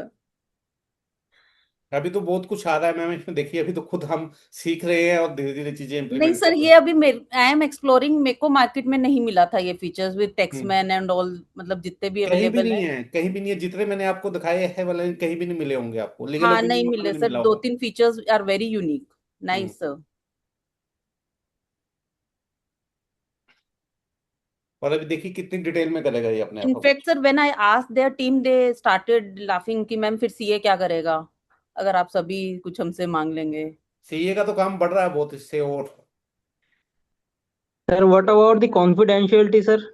क्लाइंट का डेटा अपलोड हो रहा है पूरा। हाँ, अभी इसमें देखो यहाँ पर हमने एक अभी पीछे बटन आया था, वो यहाँ पर ये है, ये मोर एवर क्लाउड पे सेव हो रहा है और इनक्रिप्टेड है। ये डाटा जो है कोई हमने आपको डाउनलोड करके सॉफ्टवेयर नहीं दिया, इट इज ए प्लेटफॉर्म जिसमें आपका जब आप सब्सक्राइब करेंगे आपका खुद का वो बन जाएगा एक यूजर आईडी पासवर्ड, और आपका डाटा क्लाउड में इनक्रिप्टेड फॉर्म में सेव है जो किसी को शेयर नहीं होगा। जैसे AWS पे डाटा सिक्योर रहता है, सेम वे पे ये AWS पे सेव्ड है और वहां पर सिक्योर्ड है। और अगर आप ये चाहते हैं कि एसएससी का नाम के बगैर नोटिस आए तो वो भी मैंने फंक्शनलिटी यहाँ पे दे रखी है, उसका नाम छुप जाएगा, सारी डिटेल छुप जाएगी। नाम चेंज भी कराना तो नाम चेंज भी हो जाएगा।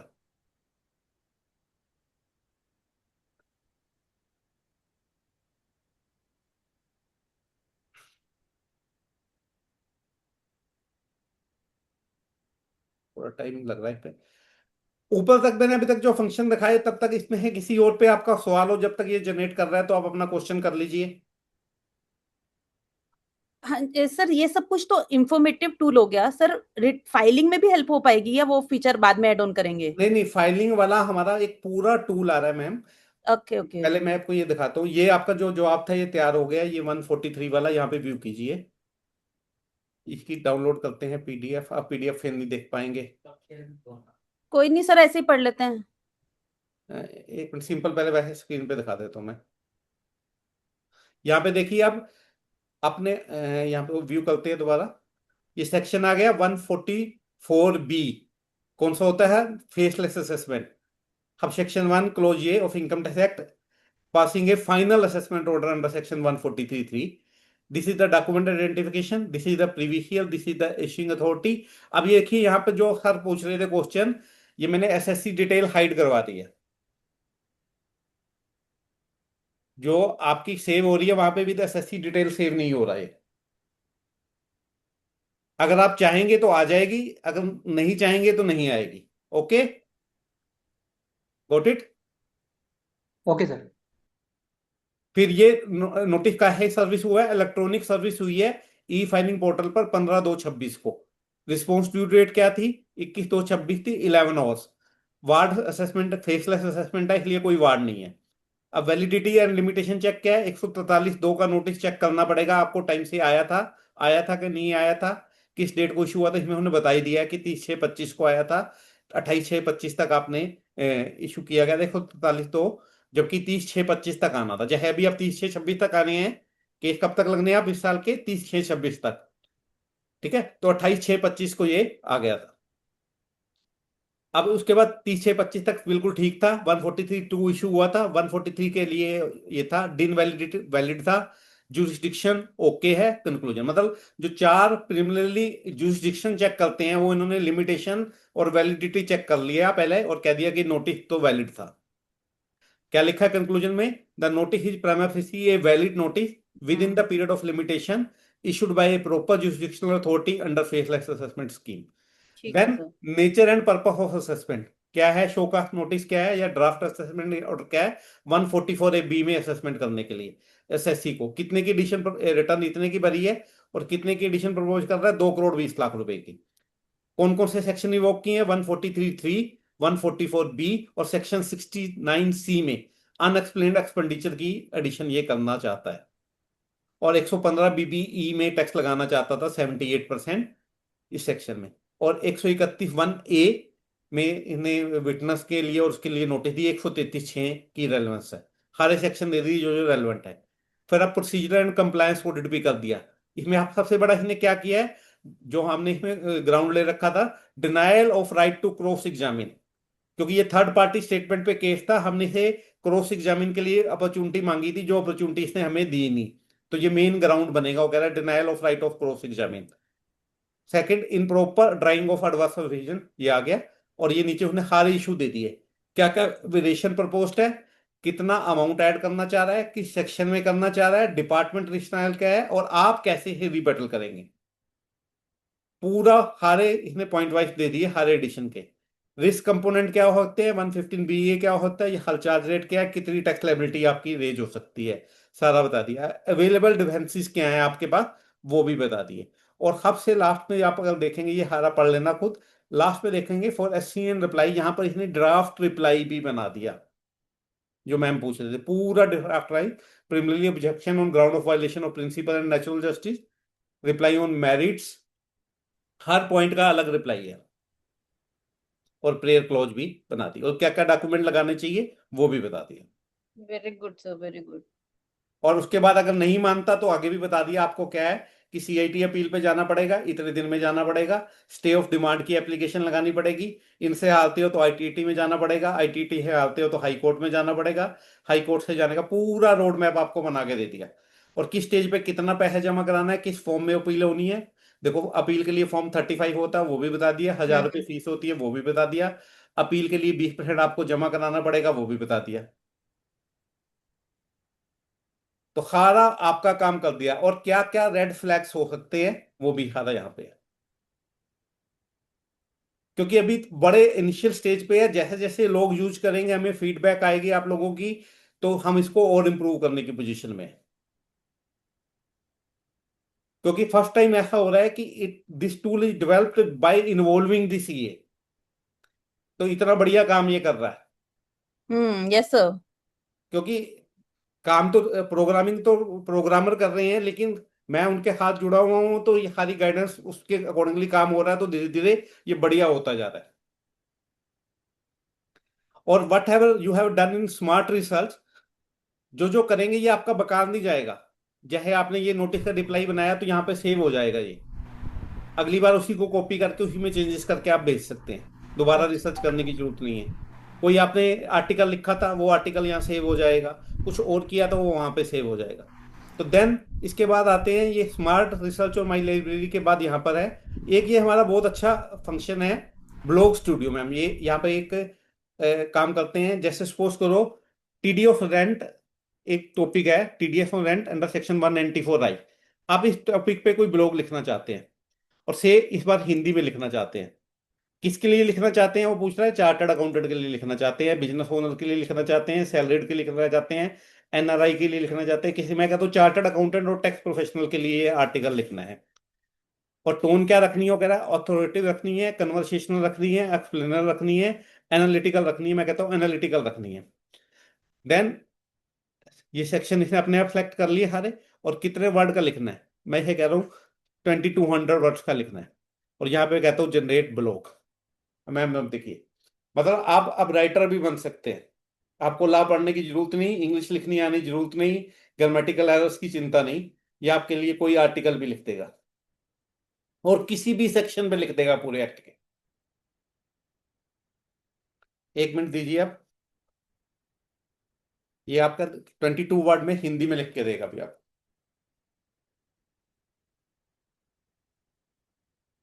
ग्रेट। मीनवाइल जब तक ये जनरेट कर रहा है हम बाकी फीचर्स की बात करते हैं। एक नीचे आप देख रहे हैं ब्रांडिंग प्रोफाइल, अभी तक ये प्रोफाइल में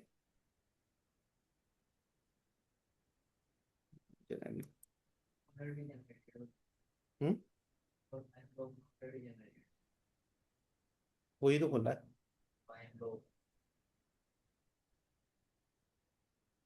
ये देखिए इस तरह से ये क्रिएट कर देगा। दिव्य मोहरा भाई आपको ये दिखाता हूँ, ये व्यू देखेंगे, ये आर्टिकल जैसे वर्चुअल डिजिटल एसेट पे मैंने एक लिखा हुआ है, Indian virtual digital asset tax framework analytical guide for professional. ये टोटल आर्टिकल आपका आ गया। Why this matter, the legal position, the charging provision, flat 30%, the computation method, the standard approach, no intra-head head of, मतलब complete blog on section 40 VDA, virtual digital asset। Complete blog आपके लिए ready है, कहीं पे आप post कर सकते हो। और जब आप इसको देखेंगे माई ब्लॉग में, यहीं पे फीचर आ रहा है, यहीं से आप व्यू कर सकते हैं, यहीं से पीडीएफ डाउनलोड कर सकते हैं और यहीं से अपने व्यूअर्स के साथ शेयर भी कर सकते हैं। ठीक है, तो ये उसके बाद मैं एक और चीज बता रहा हूँ आपको, ये branding profile is very good feature. यहाँ पर आप अपनी फर्म का लोगो भी अपलोड कर सकते हैं, अपनी फर्म का टैगलाइन बना दीजिए, तो जो भी रिप्लाई बनेंगे, जो भी ब्लॉग बनेंगे, कुछ भी बनेंगे, उस पर आपकी ब्रांडिंग आएगी। Getting my point? तो यहाँ पर आप कुछ भी बनाइए, यहाँ पर अपना लोगो अपलोड कर लीजिए सीए वाला, यहाँ पे आप फर्म नेम डाल दीजिए, अपनी डेजिग्नेशन डाल दीजिए, क्वालिफिकेशन डाल दीजिए। इतना भी हमारा ब्लॉग भी ड्राफ्टेड हो गया। सर इसमें एथिक्स वेथिक्स तो कुछ वायलेट नहीं होंगे हमारे? एथिक्स क्या है इसमें, तो अब तो ऐड परमिट होगी है हमारी नॉन अटेस्टेड सेक्शन में, अब तो ऐड भी गवर्नमेंट इंस्टीट्यूट ने परमिट कर दी। अब सारी जगह हम एडवर्टाइज कर सकते हैं सर? हाँ, तो अब अटेस्ट फंक्शन को छोड़ के ऑडिट का मोह छोड़ दो बस। अच्छा अच्छा अच्छा, जिसने ऑडिट का मोह छोड़ दिया वो बहुत तरक्की कर जाएगा, ठीक और है जो सर, ऑडिट के दलदल में रह जाएगा वहीं के वहीं रह जाएगा। ठीक है सर। ठीक है, तो यहाँ पे आप कुछ भी आप कर सकते हो, और रहे भी कुछ नहीं, हम तो आईसीआई का लोगो लगा रहे हैं और अपनी फर्म का नाम लिख रहे हैं। ठीक है सर। मेरी बात समझ आ रही है? हाँ हाँ सर, आ कोड ऑफ गई। एथिक्स में तो हम कुछ भी नहीं कर रहे हैं, सीए का लोगो लगा रहे हैं और अपनी फर्म का नाम लिख रहे हैं। आर्टिकल तो आप कहीं भी बुक में लिख सकते हो, न्यूज पब्लिशर में आर्टिकल लिखना, कहीं जर्नल में लिखना, वो तो वैसे ही परमिसेबल है। Got it? हाँ गॉट इट। तो यहाँ से आप कुछ भी कर सकते हैं, जो भी आप सब्सक्रिप्शन और इन्वाइसेस लेंगे यहाँ पर आपको दिखता रहेगा। जैसे आप सब्सक्राइब कराते हैं, किस डेट को आपका एक्टिवेट हुआ था, किस डेट तक सब्सक्रिप्शन है, क्या आपने दिया था, यहीं पे आपके बिल, यहीं पे रसीदें, सब कुछ रिकॉर्ड आपका यहीं पे सेव रहेगा। और एक फीचर अभी आज ही हमने लॉन्च किया है, date is from admin desk. इस पे आ रहा हूँ वापस। जैसे भी आपने देखा असेसमेंट फाइनेंशियल ईयर 26-27 जो के अभी 30 जून 26 तक लगने हैं, इसकी कंपलसरी स्क्रूटनी की गाइडलाइंस आई हैं। अच्छा, यस किन केसेस में 100% केस लगेगा, चाहे आपने रिटर्न अपडेट कर दी है, चाहे आपने रेक्टिफिकेशन कर दी है, चाहे आप अपील में हैं, चाहे कुछ भी है, तो ये कंपलसरी केस फिक्स होने ही होने हैं। तो जैसे वो आता है नोटिफिकेशन, तो हमें क्या दिक्कत आती है कि बहुत सारी प्रोविजन उसकी हमें समझ नहीं आती। तो हमने आपके लिए क्या किया है, एडमिन डेस्क में इसकी समरी बना दी है। Guidelines for compulsory selection of return for compulsory scrutiny for the financial year 26-27, और की पॉइंट्स बता दिए भी ये वाले एरिया ऐसे हैं जो केस 100% लगेंगे ही लगेंगे। कब तक लगेंगे, किससे नोटिस आएगा और कौन कौन इफेक्टिव हो रहे हैं इससे, अरे यहाँ पे मैंने बता दिया। और इसका पीडीएफ डाउनलोड आप कर सकते हैं। और ओरिजिनल आपको चाहिए कि ये नोटिफिकेशन क्या था, इसकी कॉपी क्या थी, तो ये कॉपी भी आपको मिल गई।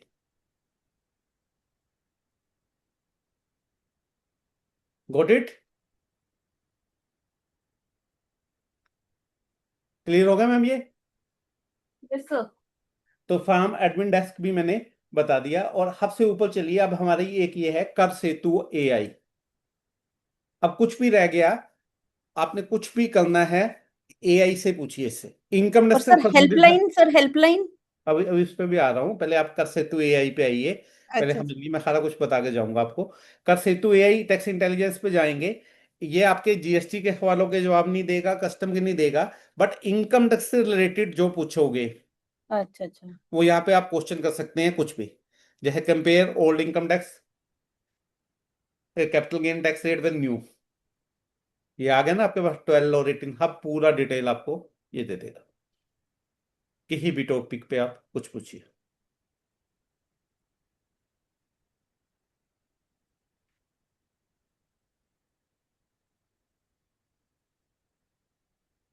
ठीक है, अब ये भी मैंने आपको दिखा दिया।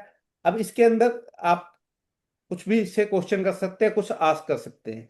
अब कुछ कई लोग हमारे से ये पूछते हैं कि आपको क्या है करना है एआई का एथिकल यूज। पहले हमारी प्रोफेशनल प्रैक्टिस का एथिकल यूज होता था, अब एआई में एथिकल यूज बहुत है। आप ये जितना काम एआई से करवा रहे हैं, जैसे मोबाइल से हम कॉल करते थे मैम, तो हमारे क्या क्रेडिट लगते थे और रिचार्ज कराना पड़ता था, हमें हाँ टॉक हाँ। टाइम लगता था। सेम वे में एआई से हम जो काम करवा रहे हैं, हमारे क्रेडिट कंज्यूम होते हैं। ओके। जैसे जो भी मैंने काम किया, it is not free of cost. जो भी मैंने रिपोर्ट लिखवाई, आर्टिकल लिखवाया, it is our virtual assistant, it is our artificial assistant which can do any task ordered by you. कुछ भी कर सकती है एआई, लेकिन इसके पीछे उसे क्रेडिट खर्च हो रहे हैं। वो क्रेडिट के लिए हमें क्रेडिट बाय करने पड़ते हैं। बाई चांस हमने क्रेडिट बाय नहीं किए और हमारा बैलेंस लो हो रहा है, तो आपका ये सॉफ्टवेयर चलना बंद हो जाएगा। तो that's why we have kept a nominal subscription for the professionals इसके लिए। तो ये डैशबोर्ड पे मैं दोबारा आ रहा हूं और ये मैंने आपको सारा दिखा दिया जो आप पूछ रहे थे। हेल्प डेस्क मुकुल कहाँ पे आता है? मैं दोबारा एक बार लॉग आउट कर रहा हूँ और लॉग इन कर रहा हूँ, फिर दिखाता हूँ आपको कहाँ पे आएगा। यहाँ पे जाएंगे, देखिए आप स्क्रीन पे दिख रहे हैं, यहाँ पे टेक्स्ट सपोर्ट आ रहा है। हाँ हाँ, text support, yes text yes. Support में ये नंबर भी आ रहा है हमारी कंपनी का और ये ईमेल आईडी भी आ रही है। Fine sir, fine. यहाँ पे कुछ भी कर सकते हैं, सीधा व्हाट्सएप पे खुल जाएगा और आप यहाँ से व्हाट्सएप उससे कर सकते हैं। मेल करना चाहिए तो मेल कर सकते हैं, और कुछ और जो ज़्यादा चाहिए, फ्रंट पेज पे सारी इंफॉर्मेशन इसकी अवेलेबल है।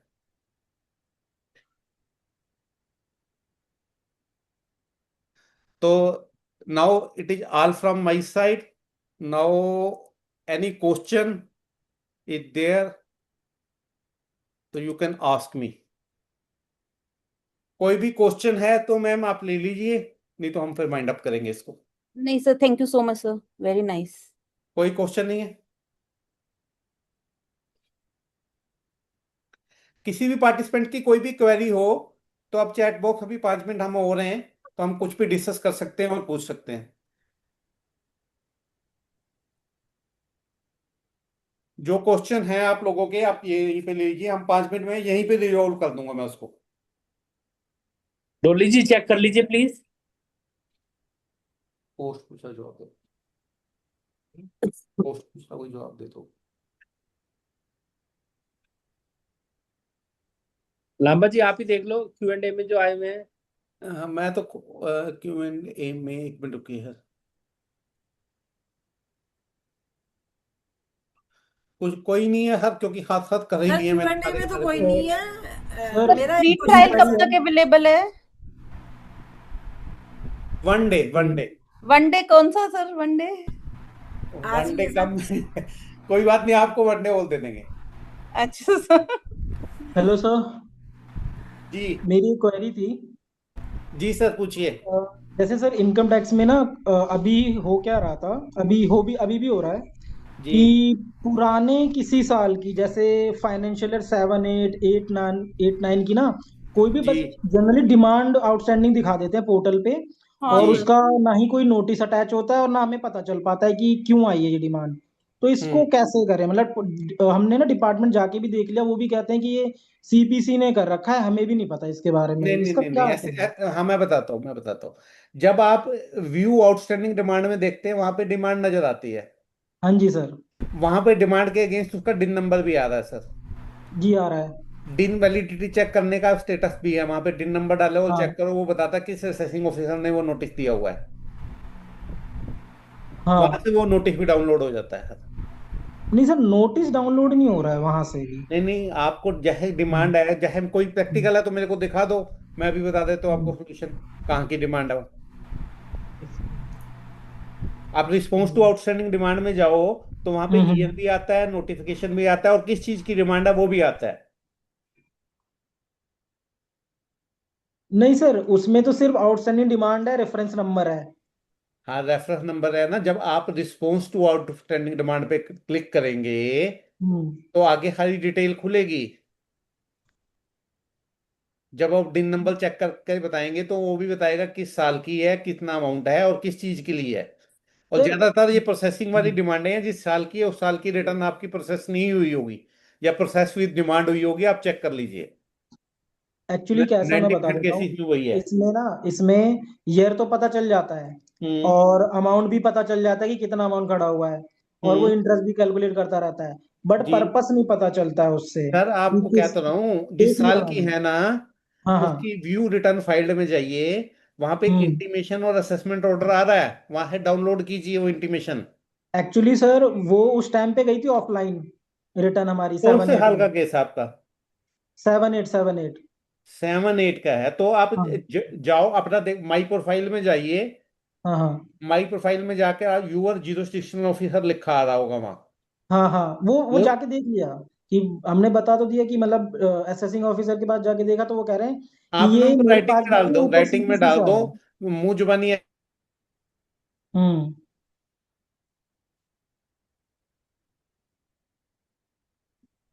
डिमांड तुमने अ, जनरेट कर रखी है, मैंने थोड़ी की है, बताओ तो सही किस चीज हम्म की है। और हम्म सख्त सा लेटर लिखो, हम्म, क्योंकि अब लड़े बगैर कुछ नहीं मिलेगा। हाँ बिल्कुल सर। सर। एडजस्टमेंट वाला काम तो इनकम टैक्स में खत्म हो गया। अब तो लड़ना हम्म पड़ेगा हर तरह में, और थोड़ा लेके लड़ना पड़ेगा। हम्म। सर कहाँ कहाँ लड़े, जीएसटी में लड़े हैं, इनकम टैक्स अब में जगह लड़े हैं। लड़ना पड़ेगा, सीए को तो योद्धा बना दिया। हमारे चावला जी तो ऐसे ही कहते हैं, सीए तो बहुत बड़ा योद्धा है, वो हम्म। कुछ भी कर सकता है। सर तो कौन से पार्टनर तो नहीं रहे अब हम, ठीक पार्टनर है इन sir, nation thank you. Building. हाँ जी।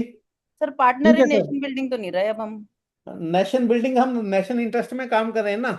जहाँ जेन्युइन डिमांड है वहां जमा कराएं, जहाँ अन्याय हो रहा है वहां पे अन्याय को रोके, दोनों रोल अदा करने हैं।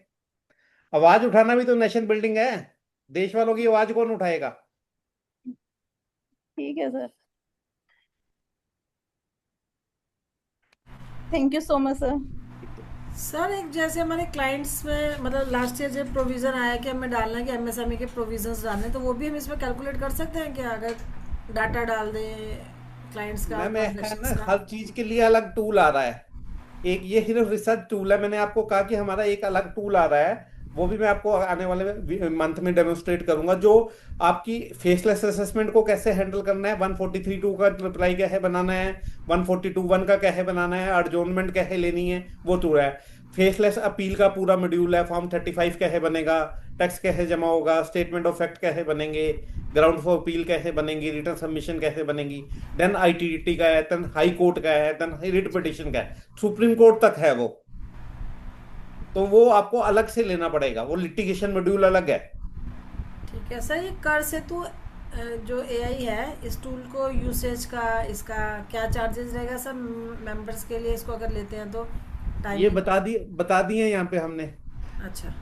ये प्राइस भी आज है, कल से हमारा ये रिवाइज हो रहा है, जी सर। क्योंकि बहुत एक महीने से चल रहा था, कल से ये भी रिवाइज सर हो रहा कितने सिस्टम्स पे एक्सेस हो सकता है सर इसका? है। ये तो वेब पोर्टल है, जहाँ मर्जी से करो, जितने मर्जी पे करो। अब अपने यूजर आईडी पासवर्ड से कहीं भी खोलो पूरे इंडिया में। वर्ड में खोलो कहीं भी, कोई सॉफ्टवेयर तो है नहीं ना ये कि कितने सिस्टम में, जहाँ मर्जी से ओपन कर लो। मल्टी काम नहीं करेगा ना सर, एक सिस्टम से ज्यादा दूसरे सिस्टम पे काम करेगा? हाँ हाँ, जहाँ मर्जी, ये पोर्टल है, जी sir. It is a portal, you can access from anywhere. Thank you sir. Any more queries from any members?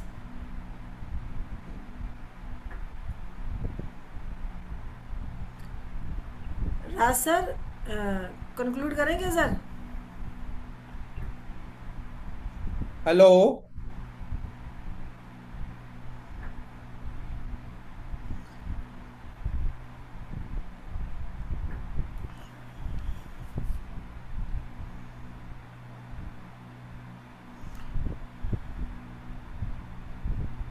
Hello sir मैं कॉल करके कंफर्म करती हूँ।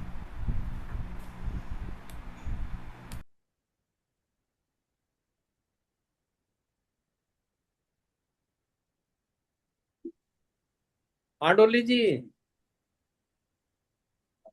क्या सर? हेलो हाँ सर, क्वेरीज हो गई है सर, कंक्लूड करना चलो, सर? हाँ कर दो प्लीज प्लीज। ठीक है, थैंक यू लांबा सर। ये बहुत अच्छा सेशन था और काफ़ी इंसाइट्स हुई हैं, और अब वो डर खत्म हो गया, और वो भी जो था ना मिसअंडरस्टैंडिंग्स कि भाई नए में क्या है पुराने में क्या है, क्योंकि we are getting the way out that we can be able to give more professional reply to our clients. Thank you so much sir. और आपका ये सॉफ्टवेयर भी बहुत अच्छा है। होप कि हमारे जितने भी मेंबर्स अटेंड कर रहे हैं वो इसको ज़रूर एक्सेस करेंगे और उनको फ़ायदा भी होगा। Thank you Dolly Lamba ma'am, sir. एक क्वेश्चन चावला सर से है कि आईसीआई के पोर्टल पे क्या इंफॉर्मेशन अवेलेबल है, कुछ है हेल्प किसके नए किससे रिलेटेड? इनकम टैक्स के न्यू और ये ओल्ड पढ़ने यस का और मैम, कुछ? जो हमारा सीए जीपीटी है ना, सीए हाँ जीपीटी, हाँ, उस पे जाके आपको मिल जाएगा मैम। अच्छा अच्छा, मतलब ठीक राज है। सर, अगर आपके पास प्लीज अगर कोई अपडेट है नहीं प्लीज नहीं, आप। यही है, ठीक है। तो ये मैम इसमें ना मैं थोड़ा सा अपडेट दे देता हूँ। आईसीआई की ना डेक टैक्स कमेटी की भी जीपीटी है, बोला उसको laptop। वहां पर पूरे डेक टैक्स कमेटी भी जाइए, वहां पर ज्यादा स्पेसिफिक आंसर मिलेंगे। कहाँ सीए पे जीपीटी जाए में सर? मैनी सब जीपीटी से are there. Direct tax committee madam, हाँ, direct deck tax tax committee. Committee की जीपीटी अलग है पूरी, जिससे डेक टैक्स से रिलेटेड आप कुछ भी पूछ म्यूट सकते का हो। अनम्यूट हो रहा भाई, ये वहां कोई कंट्रोल किया हुआ क्या? अंजलि के पास है ना, उसको बोला उसको फटाफट।